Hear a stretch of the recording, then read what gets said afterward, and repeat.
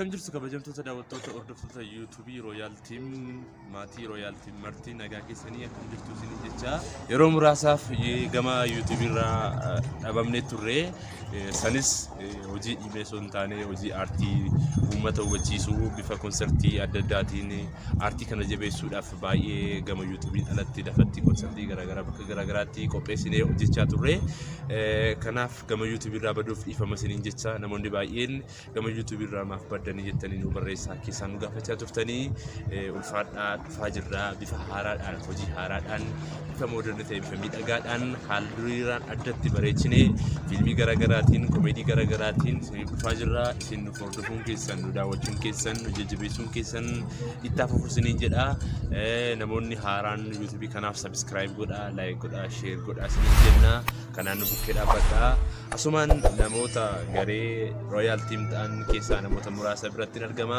isaaniin gaaffii tokko tokko isinii gaafadhaa nufaan turtii gaarii maqaa kee Ani Gammachiis Irfaan jedhama. daawwattoonni Royal Team yeroo garaagaraatti gaaffii garaagaraa dhiyeessaa turanii maaliifiin miidiyaa irraa baddanii hojii addaan kuttanii jedhanii mee waa'ee kana irratti maal jettan? Akkuma isin dura kaastanii kan nuti bannee fi konsertii garagaraa qophii haala ajaa'ibaan biyya keenya irratti kan nuti qopheessaa turre. Sila kanaaf illee qophiitu waan nuti turteef YouTube irraa haga kana fagaanne fagaachuu keenyaaf immoo baay'ee uummata dhiifama nan gaafadha baay'ee dhiifama nu godhaan jetta. Uummannis akka dhiifama nu godhan namanna mee hawaasa nu eegaa jiru kanaan daawwattoota keenya akkamiin dhufaa jirraa maal jettaan hime?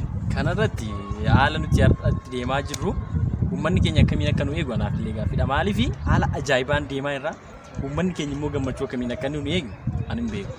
Maaliif bakka nuti illee irraa haga kana fagaanne sila kanaaf miilan ammoo maaliin deebi'anii dhufu kan jedhan baay'ee gammachuu guddaadhaan akka isaan nu eegan namana nuti illee haala ajaa'ibaa haala bareedaadhaan akka dhaqaa jirra jedhee yaada. Baay'ee bareedaadha. Dhumarratti mee dhaamsa qabda?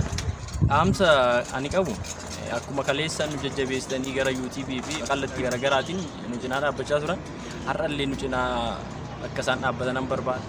Daawwattoonni keenya sababa baduu keenyaaf yaada kaasaa turanii yaada akkamii qabdu?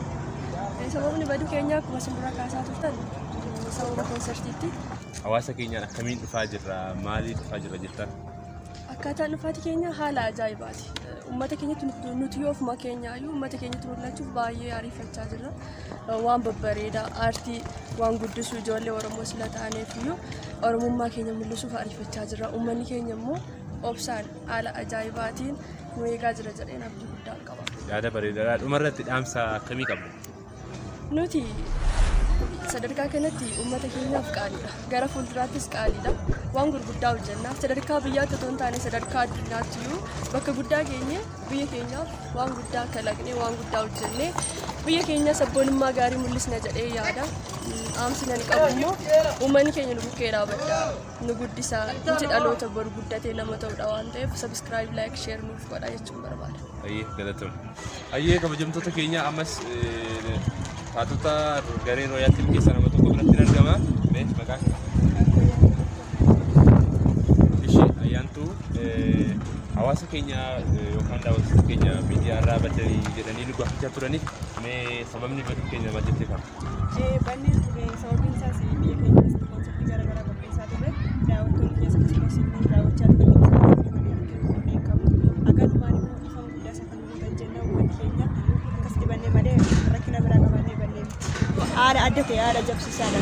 Akka kanarra illee subscribe nu godhaa akkuma uummanni keenya bakka dhaabbachuu danda'u illee hojjennee fuula keessatti deemuu jirra waan ta'eef ifa guddaa isaa akkanumaan galatooma jajjabaadhaan jedha.